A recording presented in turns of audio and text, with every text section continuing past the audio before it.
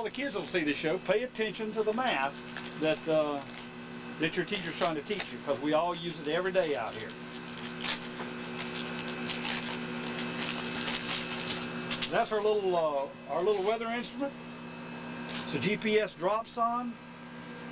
It's like a little mini weather station. It has the ability to give us pressure, temperature, relative humidity, wind speed, and direction for the entire duration of its fall from the aircraft. In response to your question, this is the tube we drop it out of. This is nothing more than a fancy hole in the floor. Because we do fly a pressurized airplane, then we have to have a means of getting the instrument out without depressurizing the aircraft. The way we do that is simply opening this thing up. Insert the instrument after we pull the tape off of it so it'll open up. Insert the instrument into here.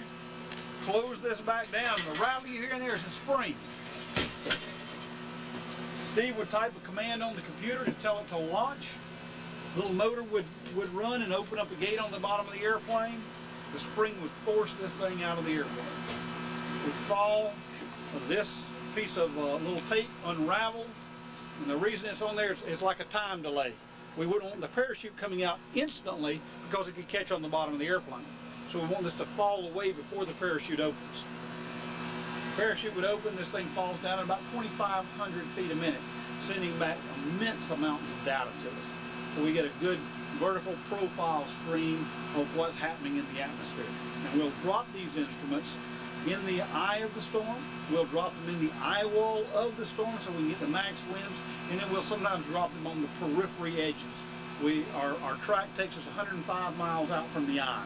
Within a 210-mile radius of the eye of the storm is what we look at generally for the data to determine what's happening in the hurricane environment. But we want to know in the eye what the temperature of the eye is at the surface. We also want to know what the pressure of the eye is at the surface. We get that information.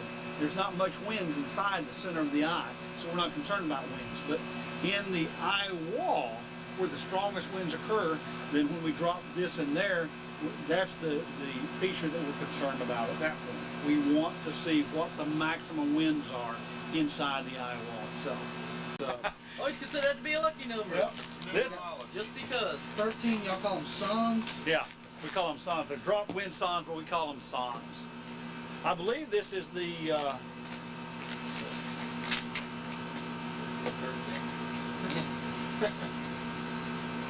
13th hurricane.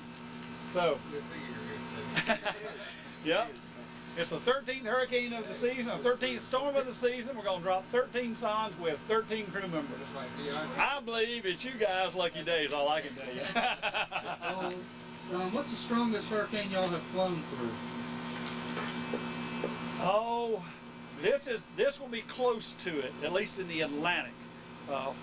Again, this is the 4th largest in history, and most of the others occurred back when even I was in high school, before some of you guys were born. Yeah, you can say that. Camille was probably the largest, most powerful of recent times, and I was in high school when Camille occurred. That gives you an idea, with this gray hair, how long it's been since we've seen a big storm like this. Now, I have dropped instruments in more powerful storms in the Pacific. A lot of folks don't know we fly the Pacific storms, but contrary to 50% of the high school seniors today, Hawaii really is a state. And consequently, we provide weather data to the state of Hawaii also. So if there's a hurricane threatening Hawaii, we will leave Keesler and fly to Hawaii and fly that storm until it passes Hawaii or is no longer a threat out there.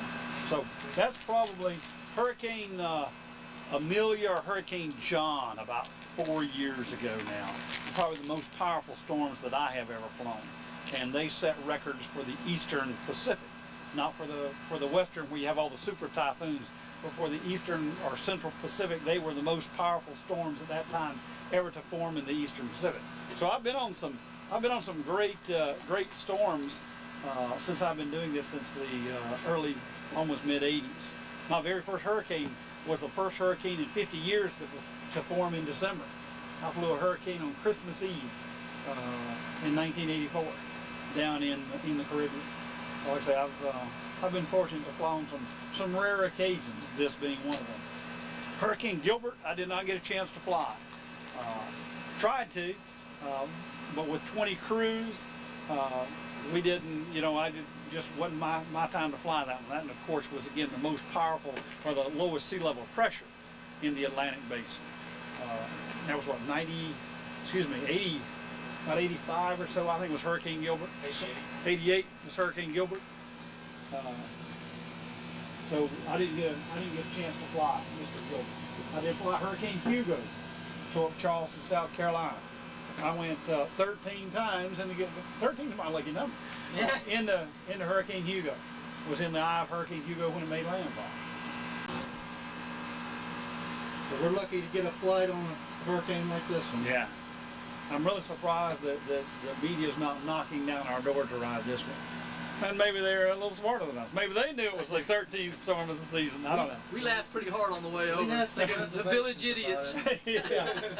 The village idiots. Now y'all are from the Pensacola area? Correct. Okay. If you held your hand out and you considered it to be the plane, what can we expect as far as this kind of stuff going through the? How much is this thing going to tilt this way, and how much is it going to tilt that way? Hopefully not much. Big storms are generally well behaved, meaning that you'll take some bumps, some fairly good bumps going through the eye wall, some of the feeder bands, but you know they're coming.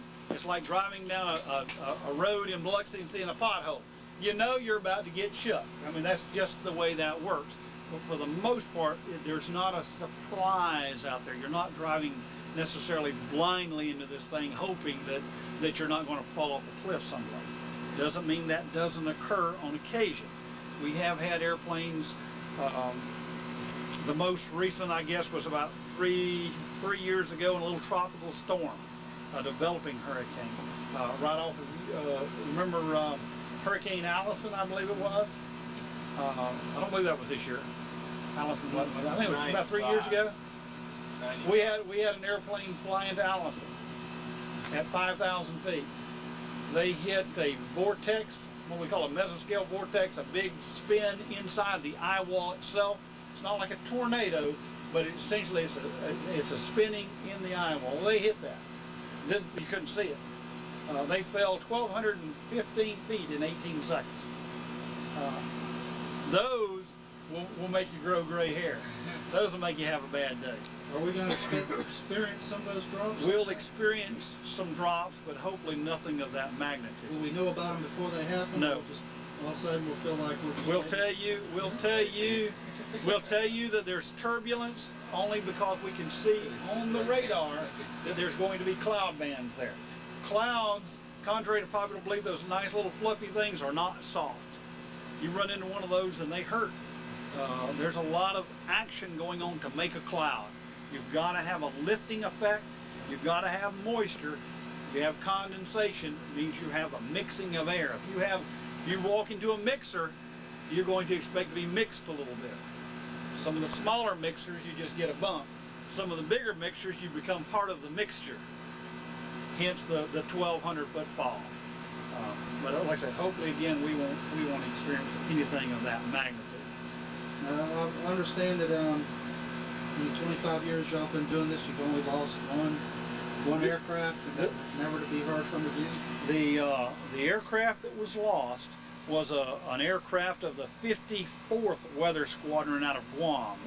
That was an active duty unit that is no longer in existence, and that was in the late 60s off the coast of Vietnam.